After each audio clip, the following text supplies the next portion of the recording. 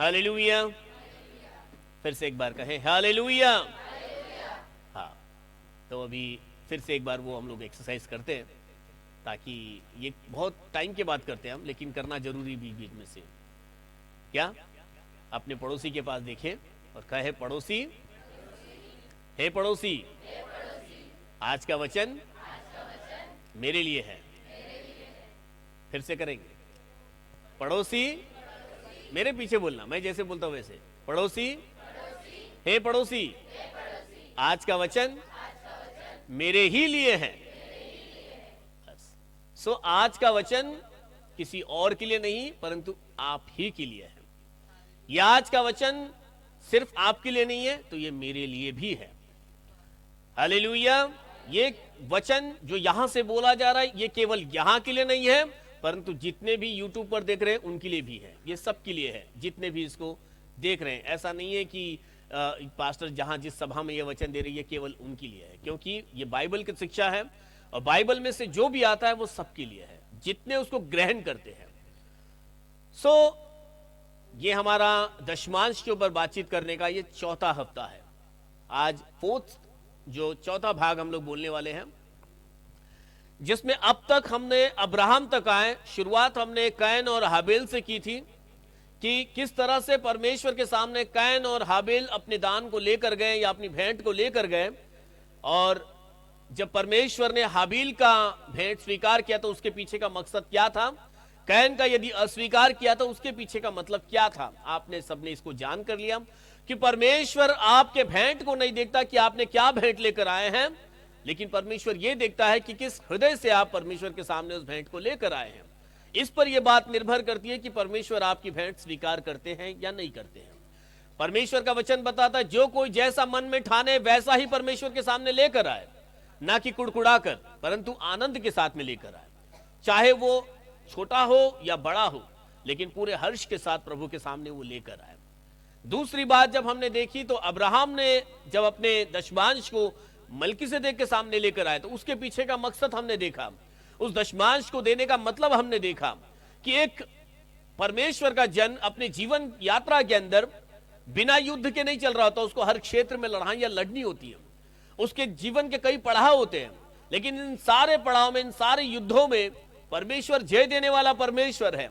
जैसे परमेश्वर ने अब्राहम को उसके युद्ध में विजय दिलाई, और उस विजय को प्राप्त करने के बाद धन्यवाद स्वरूप में अब्राहम ने जो है एक आराधना के स्वरूप में परमेश्वर के सामने अपने दशमांश को लेकर आए। हालेलुया। फिर हम याकूब के पास आए, और याकूब में से अभी हम सीख रहे हैं, और ये थोड़ा सा लंबा हो रहा है, लेकिन ये बहुत जरूरी है, क्योंकि इसमें कई चीजें मेरे और आपके समझने और सीखने के लिए हैं। जैसे कि हमने जब वचन पढ़ा तो वहां पर हमने देखा कि परमेश्वर ने याकूब से कुछ वायदा किया, और सबसे पहले हमने ये देखा कि याकूब जिस आशीष को लेने पर है, याकूब जिस आशीष को लेकर चल रहा है, यह आशीष कहां से आई है? याद होना चाहिए हमें, यह आशीष अब्राहम से कंटिन्यू होते हुए आई है, क्योंकि अब्राहम ने परमेश्वर से आशीष को पाया, और परमेश्वर ने अब्राहम से कहा था कि मैं तेरी संतान को आशीषित करूंगा। तो अब्राहम के बाद इसहाक आशीषित हुआ। क्या इसहाक आशीषित हुआ? बिल्कुल, बहुत आशीषित हुआ। जहां जहां वो 100 बोता था तो 1000 काटता था। तो इसहाक की जो फसल है बहुत फलफलाती थी, बहुत बड़ी आशीष इसहाक को भी मिली, और इसहाक ने वही आशीष याकूब को ट्रांसफर की। उसने कहा कि अब्राहम की सी आशीष तुझको मिले। तो यह सीखने जैसी बात है कि आशीष जब मुझे मिलती है तो यह आशीष केवल मुझ तक नहीं रहती है, इस आशीष को हम कंटिन्यू करते हैं। कैसे कंटिन्यू करते हैं? हमारे एक्शन रिएक्शन हमारी पीढ़ी देख रही होती है। आज यदि मैं परमेश्वर के सामने ईमान से देने वाला बनूंगा, तब मेरा बेटा भी परमेश्वर के सामने देने वाला बनेगा। आज देने के द्वारा जो आशीष मुझे मिलती है, कल मेरी संतान को भी वही आशीष मिलेगी, क्योंकि उसने मुझसे सीखा होगा कि उसके पेरेंट्स ने कैसी आशीष पाई है, कि परमेश्वर के आगे उन्होंने आनंद के साथ में बोया, और अपने जीवन में आनंद की कटनी उन्होंने काटी है। तो आगे चलकर वे भी उसी नक्शे कदम पर चलेंगे। लेकिन कैसे? जैसे इसहाक ने याकूब को बताया कि अब्राहम की सी आशीष तुझको मिले, परमेश्वर तेरे साथ में रहे, इस आशीष के साथ में इसहाक ने याकूब को सिखाया, बताया, एक मार्गदर्शन दिया। यदि आप अपने बच्चों को मार्गदर्शन नहीं करोगे तब वे उसका भेद जानेंगे भी नहीं। इसलिए अपने बच्चों को अगर आशीष ट्रांसफर करनी है, यदि हमारा और तरीका उनको सिखाना होगा, कैसे आपने परमेश्वर के आगे भय भक्ति के साथ में चले, देने में आप कैसे परमेश्वर के सामने ईमानदार रहे, यही बात आपको अपने बच्चों को सिखाना होगा। हालेलुया। ऐसे ही हम देखते हैं कि जब इसी वायदे को लेकर याकूब अपनी जीवन यात्रा में आगे बढ़ने लगा, तो हम देखते हैं कि एक जगह पर याकूब सो रहा था, जिस जगह का नाम याकूब ने ही बेतेल रखा। और वहां पर उसने देखी एक सीढ़ी पृथ्वी से स्वर्ग की ओर लगी हुई है, स्वर्गदूत ऊपर नीचे हो रहे हैं, और उस सीढ़ी के ऊपर परमेश्वर बैठकर याकूब से कुछ बातें कर रहा है। और वो केवल बातचीत नहीं थी, परमेश्वर जो याकूब के साथ में उस समय जो कर रहा था, वो क्या कर रहे थे, मैंने बीते हफ्ते आपको बताया था। क्या हो रहा था? वो एक वाचा बन रही थी। बोलो, वाचा बन रही थी। वाचा का मतलब आपको मालूम है, इंग्लिश में क्या बोलते हैं उसको? एग्रीमेंट बोलते हैं। हिंदी में वाचा बोलो या और क्या बोलेंगे उसको हम लोग? हाँ, करार बन रहा था। हिंदी में एक और अच्छा शब्द है, करार। तो परमेश्वर और याकूब के बीच में एक करार बन रहा था। इस बात को मुझे और आपको अपने जहन में बैठा लेना पड़ेगा कि परमेश्वर करार बनाने में बहुत इंटरेस्ट रखते हैं। परमेश्वर को अच्छा लगता है कि परमेश्वर के लोग परमेश्वर के साथ में एक वाचा बनाए, एक करार के साथ में चले। बिना करार के साथ में चलोगे तो कहीं ना याकूब के साथ परमेश्वर ने एक करार किया, जिसमें परमेश्वर ने याकूब से क्या कहा? फिर से एक बार थोड़ा रिवीजन लेते हैं और फिर मैं आगे बढ़ता हूं। परमेश्वर ने याकूब से कहा, मैं तेरे संग रहूंगा, तेरी रक्षा करूंगा, इस देश में लौटा ले आऊंगा, और अपने कहे हुए को जब तक पूरा न कर लूं तब तक तुझको छोड़ूंगा नहीं मैं। हालेलुया। ये परमेश्वर ने याकूब से कहा, और उसके बारे में हमने पिछले हफ्ते में सीख कर लिया कि जो जो बातें परमेश्वर ने याकूब से कही, क्या वो वायदे, वो करार क्या यीशु मसीह ने हमारे साथ में किया? क्या मैंने आपको एक एक वचन आपको बताए थे। यदि आपने उसको अपने ध्यान में रखा होगा या आपने उसको अपने नोट्स में रखा होगा, तो ये वचन आपके पास होगा, जिसमें यीशु मसीह ने कहा, जैसे परमेश्वर ने याकूब से कहा, मैं तेरे संग हूं। तब मत्ती में हमने देखा, मत्ती 28:20 के अंदर हमने पढ़ा, यीशु मसीह ने कहा कि मैं तुम्हारे संग रहूंगा, जगत के अंत तक तुम्हारे संग में रहूंगा। फिर परमेश्वर ने याकूब से कहा, मैं तेरी रक्षा करूंगा। और यीशु मसीह ने हमसे कहा, दूसरा थिस्सलुनीय उसके 3:3 में हमने पढ़ा कि प्रभु सच्चा है, वह तुम्हें दृढ़ता से स्थिर रखेगा और उस दुष्ट से सुरक्षित रखेगा। फिर याकूब से परमेश्वर ने कहा, मैं तुझे इस देश में लौटा ले आऊंगा। यीशु मसीह ने कहा फिलिपियोस के 1:6 के अंदर पौलुस के द्वारा, पौलुस कहता है, जिसने तुम में अच्छा काम आरंभ किया है वही उसे यीशु मसीह के दिन तक पूरा करेगा। हालेलुया। और फिर चौथी बात हमने देखी कि परमेश्वर ने कहा, मैं तुम्हें नहीं छोड़ूंगा, याकूब से कहा। और यहां पर इब्रानियों 13:5 में हमने पढ़ा कि मैं तुझे कभी छोड़ूंगा नहीं, न कभी तुझे त्यागूंगा। और पांचवी बात जो याकूब से परमेश्वर ने कही कि जो बात मैंने तुझसे कही है उसे पूरा करूंगा। इब्रानियों के 10:23 में हमने इसे पढ़ा कि परमेश्वर हमेशा से इस बात के इंतजार में रहता है, परमेश्वर यीशु मसीह हमेशा इस तैयारी में रहते हैं कि जब तक आपके जीवन के अंदर वो काम पूरा ना कर ले, वो सोता नहीं। आप उसके वचन में पढ़ सकते हो, इब्रानियों 10:3 में आप पढ़ सकते हो उसको। अब ये वाचा एक तरफा नहीं होती, इस बात को आप जान लीजिए। जब भी कोई करार बनता है तो करार दो तरफा होती है। परमेश्वर ने कह दिया है कि मैं तेरे साथ रहूंगा, मैं तुझे कामयाबी के साथ में लौटा कर लेकर आऊंगा, तुझे आशीषित दूंगा, सब कुछ बोलेगा परमेश्वर। लेकिन आप कुछ नहीं बोलोगे तो वाचा अस्तित्व में नहीं आएगी। वाचा को अस्तित्व में आने के लिए आपको भी एक करार के साथ में चलना होता है। यहां पर याकूब ने भी एक वाचा परमेश्वर के साथ में बांधी। उत्पत्ति की पुस्तक उसके 28वें अध्याय, जेनेसिस चैप्टर 28 18 से 22 आयत को पढ़ेंगे।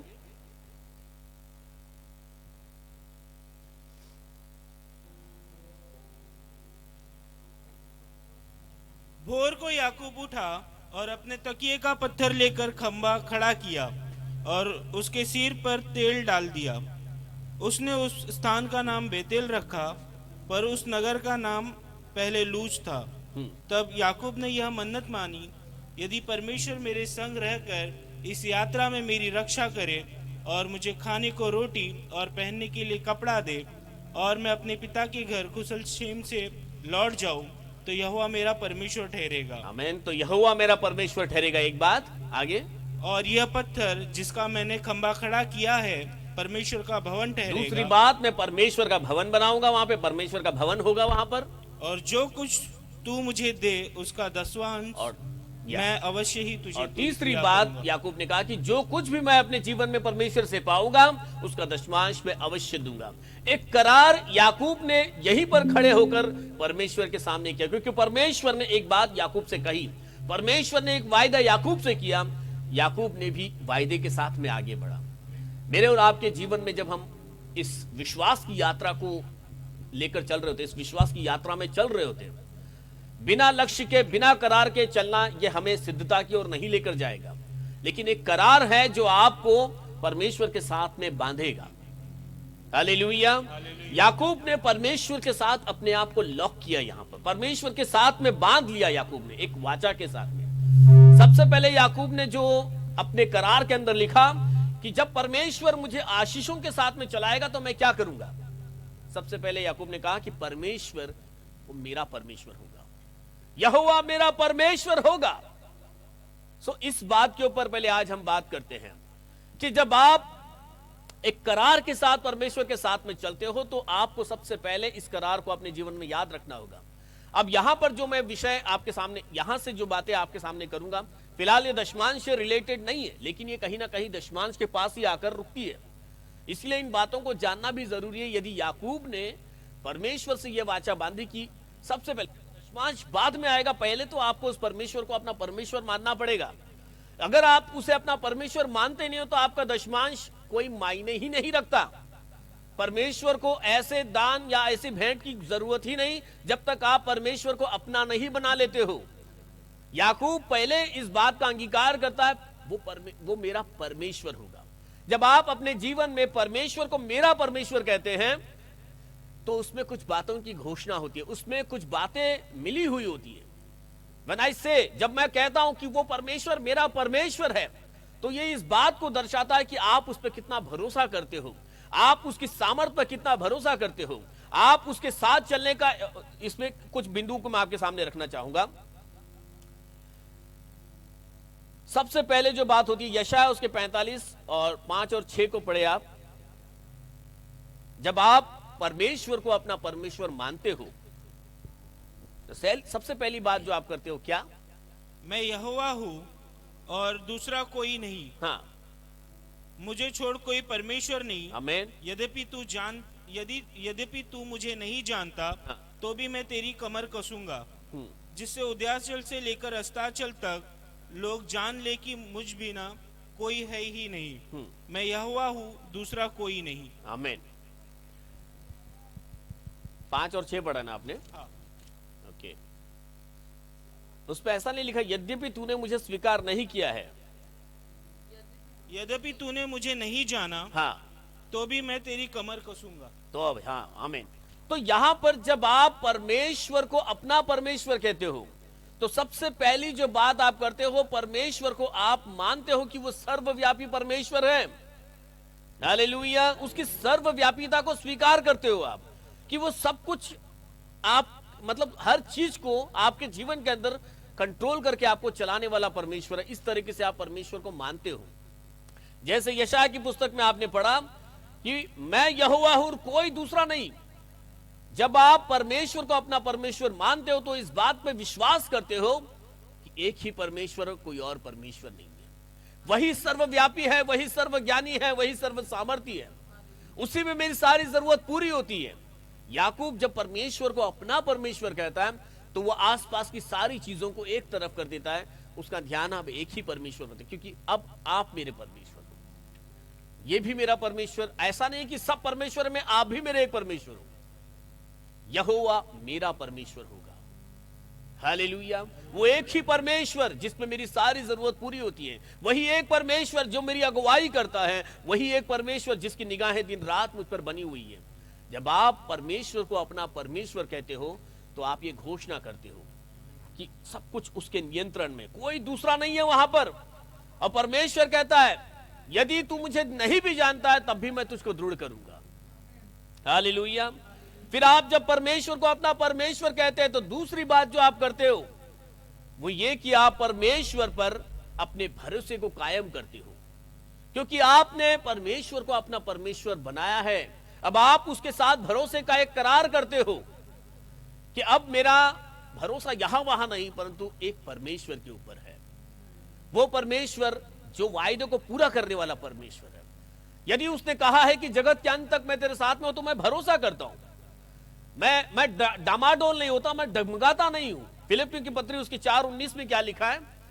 फिलिपियों की पत्री 4:19, मेरा परमेश्वर भी अपने उस धन के अनुसार जो महिमा सहित मसीह यीशु में है तुम्हारी हर घटी को पूरा करेगा। हालेलुया। जब मैं उसे अपना परमेश्वर मानता हूं तो मैं उसके देने पर, यानी कि परमेश्वर के हाथ को मैं छोटा नहीं देखता, परमेश्वर के हाथ को मैं बड़ा देखता हूं। यह नहीं कि परमेश्वर थोड़ा थोड़ा मुझे देगा या नहीं देगा नहीं मालूम, ऐसा नहीं। When I declare that God is my God, तब मैं उसके प्रावधान के ऊपर विश्वास करता हूं कि मुझे उससे मिलेगा।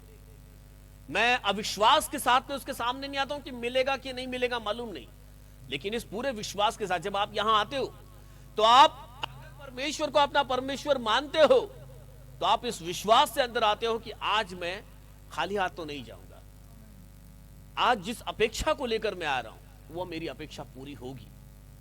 जब मैं परमेश्वर के आगे अपने घुटनों को टेकूंगा, मैं उससे मांगूंगा, मेरी प्रार्थना सुनी जाएगी। जब आप परमेश्वर को अपना परमेश्वर मानते हो तो इस पर विश्वास करते हो मुझे किसी बात की घटी नहीं होगी। क्या आप मेरी बात समझ रहे हो? क्या आप मेरी बात समझ रहे हो? जब आप कहते, जब याकूब परमेश्वर को अपना परमेश्वर कहता है तो इसका यह मतलब हो जाता है कि वो मेरा परमेश्वर मुझे किसी बात की घटी होने नहीं देगा। अदरवाइज परमेश्वर क्या है?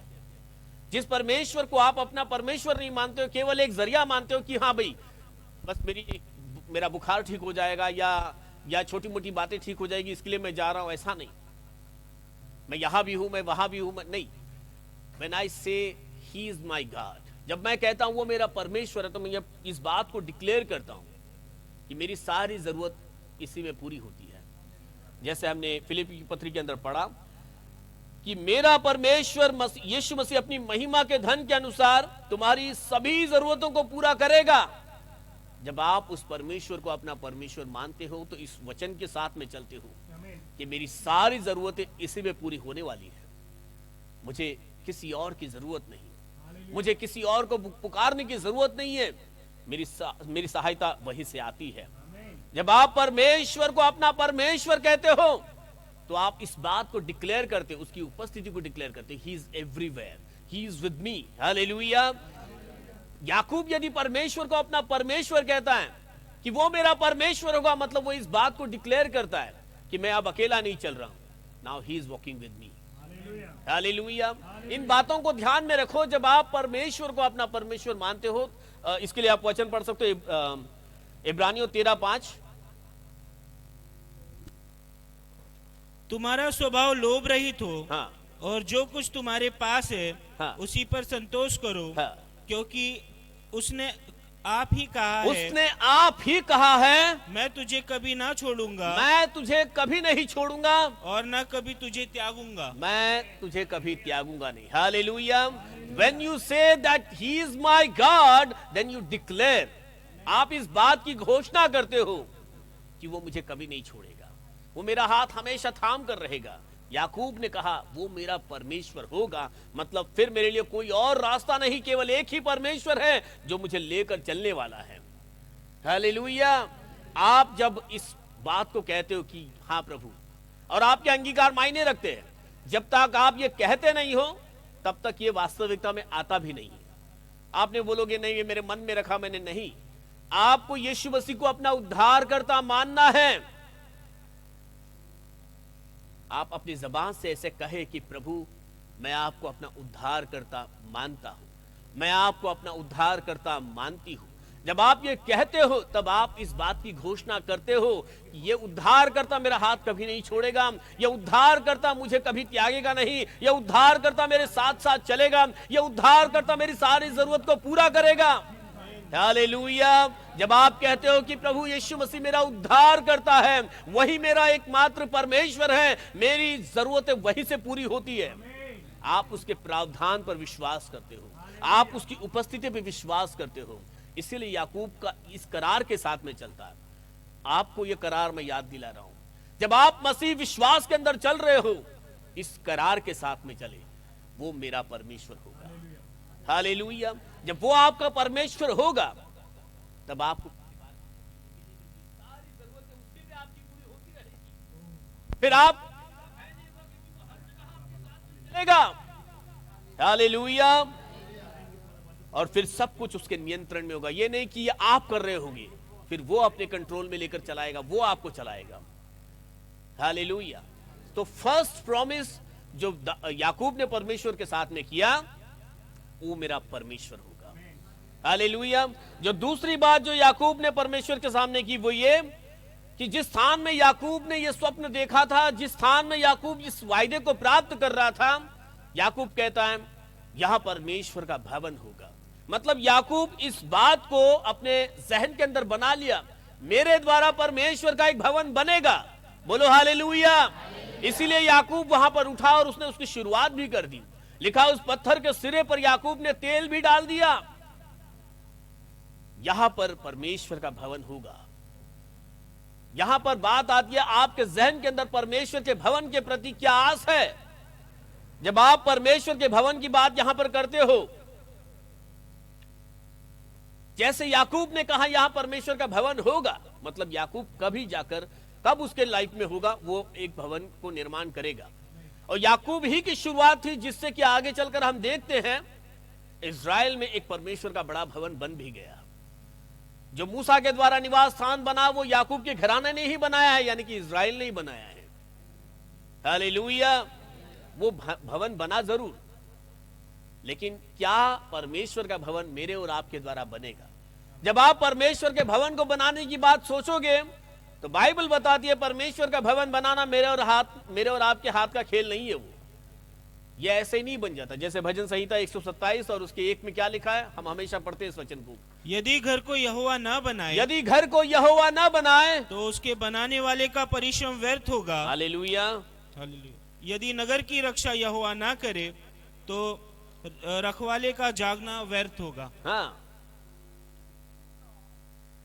हालेलुया। यदि घर को यहोवा ना बनाए, तो बनाने वाले का परिश्रम व्यर्थ होगा। तो परमेश्वर का भवन आपके द्वारा बनेगा तो लेकिन वो परमेश्वर की सहायता के बगैर तो नहीं होगा। मैं अपनी बुद्धि से बना लूंगा, मैं अपने तरीके से बना लूंगा, तो परमेश्वर को आपके तरीके का घर नहीं चाहिए। हम निर्गमन की पुस्तक के अंदर देखते हैं कि मूसा ने जो भवन बनवाया था, परमेश्वर की महिमा उस भवन के अंदर भर गई। क्या कारण था उसका? अगर आप लोगों को सब्जेक्ट याद होगा, लिखा है कि तब परमेश्वर का बादल महिमा जो है उस स्थान में इतनी भर गई कि लोग उस महिमा को देख न सके। इतना बादल वहां पर घना, यानी कि इतनी महिमा से वो स्थान भर गया। वो जब परमेश्वर का भवन बनाया गया, क्योंकि वह भवन जैसा परमेश्वर ने बनाने को कहा था वैसा ही बनाया गया था। मनुष्य के आइडिया से नहीं बना था, मनुष्य के तरीके से नहीं बना था वो, लेकिन परमेश्वर के तरीके से बना था। और परमेश्वर ने उस स्थान में अपनी महिमा को भर डाला था। हालेलुया। आप लोगों को याद होना चाहिए, इस विषय के ऊपर हमने बहुत लंबी बात की थी इस पे, कि परमेश्वर का मंदिर जब परमेश्वर की मर्जी का बना, तो वो स्थान परमेश्वर की महिमा से भर गया था। हालेलुया। तो सबसे पहले एक मंदिर को बनाने के बारे में जब आप सोचोगे, तो उस मंदिर की नींव की ओर ध्यान दिया जाता है। मंदिर तो आपके द्वारा बनना ही है, लेकिन मंदिर परमेश्वर की मर्जी के बगैर तो नहीं बनेगा। अब जब परमेश्वर को साथ में लेकर आप एक मंदिर को बनाने जाते हो, और हमने यह भी वचन पढ़ा है कि स्वर्ग उसका सिंहासन है, पृथ्वी उसके पैर रखने की चौकी है, आप उसके लिए कैसा भवन बनाओगे? क्या ये वचन आपने पढ़ा है कभी? स्वर्ग परमेश्वर, हाँ, स्वर्ग परमेश्वर का सिंहासन है, पृथ्वी उसके पैर रखने की चौकी है। तुम उसके लिए कैसा मंदिर बनाओगे? क्योंकि वो ईंटों के मंदिर में तो रहता नहीं, वो हाथ के बनाए हुए मंदिर में तो रहता नहीं है, वो तो आपके दिल में रहता है। तो उसके रहने का मंदिर है कहां पर? आपके दिल के अंदर वो रहना चाहता है, वो आप में रहना चाहता है। लेकिन आप अपने हृदय के अंदर यदि वो मंदिर बनाना चाहते हो तो उस मंदिर की एक बुनियाद होती है, उसका एक फाउंडेशन होता है, और वो फाउंडेशन यदि कच्चा होगा तब उसके ऊपर बना हुआ मंदिर भी पक्का नहीं बनेगा। क्या आप मेरी बात सुन रहे हो? यदि एक मंदिर की बुनियाद ही कच्ची होगी तो वो मंदिर कभी पक्की बन ही नहीं सकती है। फिर वो मंदिर 4 दिन का अच्छा दिखेगा, 5वें दिन गिर जाएगा। लेकिन बुनियाद पक्की होनी चाहिए। वचन बताता है उसके मत्ती 16:18 के अंदर क्या लिखा है? मत्ती 16:18, और मैं भी तुझसे कहता हूँ हाँ। कि तू पतरस है, और मैं इस पत्थर पर अपनी कलीसिया बनाऊंगा, और अंधलोक के फाटक उस पर प्रबल ना होंगे। हालेलुया। और मैं तुझसे, यीशु मसीह ने पतरस से यह कहा कि मैं तुझसे यह कहता हूं कि तू पतरस है और मैं इस चट्टान पर अपनी कलीसिया बनाऊंगा। इस बात को यदि आप सब समझोगे तो आपने अगर बाइबल खोली है, वहां पर यीशु मसीह ने 2 बातें लिखी है, लेकिन दिखने में वो एक ही दिखता है। पतरस ने, यीशु मसीह ने पतरस से कहा कि तू पतरस है और मैं इस चट्टान पर कलीसिया बनाऊंगा। इसको देखने में क्या लगता है कि यीशु मसीह पतरस को एक चट्टान कह रहा है और उसके ऊपर एक कलीसिया बनाने की बात हो रही है। लेकिन फुटनोट आपको बताता है वहां पर पेट्रोस और पेट्रा, ये 2 शब्द है वहां पर। क्या क्या शब्द है फुटनोट में? वचन निकाला है आपने सबने, 16:18। सभी हिंदी बाइबल के अंदर, इंग्लिश बाइबल के अंदर फुटनोट में पेट्रोस और पेट्रा, ये 2 शब्द लिखे होंगे। देखो, पेट्रोस मतलब छोटा पत्थर, पेट्रा मतलब बड़ा पत्थर, मतलब चट्टान। क्या है आपके फुटनोट में कहीं पे? है ना? तो यीशु मसीह ने पतरस से कहा तू पतरस है, मतलब तू पेट्रोस है, मतलब तू छोटा पत्थर है। और फिर ऐसा लिखा है कि मैं इस पेट्रा पे, अब पेट्रा, अब छोटे पत्थर के सामने ही तो बड़ा पत्थर खड़ा रहेगा ना। लिखा है कि तू पेट्रोस है और मैं इस पेट्रा के ऊपर, अपने आप को यीशु मसीह ने एक बुनियाद, एक पक्की बुनियाद बताया कि मैं इस पेट्रा पे मेरी कलीसिया बनाऊंगा। इस बात को आप ध्यान में रखना कि आप लोगों को पता होना चाहिए, पेट्रोस और पेट्रा ये 2 अलग अलग शब्द वहां पर है, लेकिन वचन के अंदर वो एक ही दिखाई दे रहा है। तो यीशु मसीह ने कहा कि तू पेट्रोस है, मैं इस पेट्रा पर अपनी बड़ी कलीसिया बनाऊंगा। तो आपके जीवन के अंदर यीशु मसीह के विश्वास की वो बुनियाद पक्की हो जाए कि जिस पर आपकी कलीसिया बने। कलीसिया के लिए बुनियाद पक्की कर लो। आप यदि अपने जीवन में कोई मंदिर बनाना चाहते हो, उस मंदिर की बुनियाद क्या होगी? वचन बताता है कि यीशु मसीह कोने का सिरा थे और उसके ऊपर मंदिर किसके द्वारा बनता गया? चेले उसके ऊपर एक बुनियाद रख दी और उस बुनियाद के ऊपर कलीसिया बनती है। तो हमारा विश्वास यीशु मसीह से शुरू होता है। चेलों ने उस विश्वास को आगे बढ़ाया और उसी विश्वास के ऊपर हम अपने विश्वास को बढ़ाते जाते हैं। यह नहीं कि कई जगह पर चेलों की बात नहीं मानी जाती है, मतलब चेलों की शिक्षाओं को एक तरफ भी कर देते कई बार, या उसके ऊपर तोड़ मोड़ कर उसको अपने जैसा वो लोग मॉडिफाई कर डालते हैं। लेकिन इससे इमारत सही नहीं बनेगी। जिस तरह की बुनियाद रखी गई है उसी के ऊपर इमारत खड़ी होती जाती है। यदि बीच में ढांचा बदल जाए, बीच में डिजाइन बदल जाए, तो इमारत कभी पक्की ऊपर उठेगी नहीं। इसीलिए चाहिए अपने आप को हम प्रेरितों की शिक्षा पर चलने वाले विश्वासी कहते हैं। यदि आपको कहे कोई आप किस विश्वास में चलते हो, तो आपके पास ये बोलने आना चाहिए कि हम प्रेरितों की शिक्षा पर चलते हैं। जो कुछ भी प्रेरितों ने सिखाया हम उसी के अनुसार चलते हैं। तो प्रेरितों ने जिस विश्वास के साथ में चले, उसी विश्वास के साथ हम अपनी कलीसिया बनाते जाते हैं। इफिसियों की पत्री 2 अध्याय उसका 19 से 22 पढ़े।